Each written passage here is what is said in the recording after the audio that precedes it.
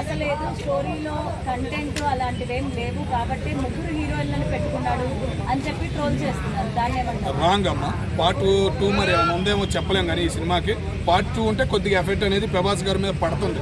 చాలా సినిమాల నుంచి చూస్తున్నాం కాబట్టి పార్ట్ 2 ఉంటే ఏమైనా ఎఫెక్ట్ పడితే తప్ప, లేకపోతే మాత్రం ఈ సినిమాతో ఒక మూమెంట్ అనేది, ఒక పాత విధానం అనేది మాకు కనబడబోతుంది ప్రభాస్ గారిలో అనే ఫీలింగ్ అయితే కలిగింది.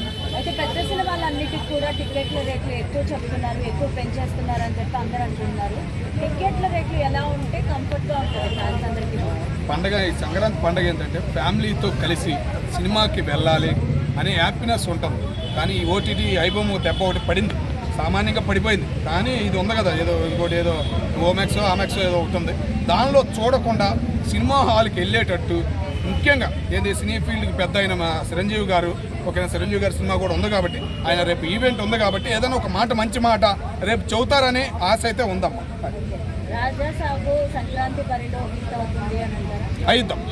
5 డేస్లో అనుకున్న బడ్జెట్ వచ్చేసిద్ది, అనుకున్న కలెక్షన్ వచ్చేసిద్ది. ఏంటంటే మా నైట్ ముందు 8వ తారీఖు నైట్ షో అనేది వేస్తే బెనిఫిట్ అనేది ఉంటుంది, కలెక్షన్ సునామీ అనేది కనబడిద్దని మేము అనుకుంటున్నాం.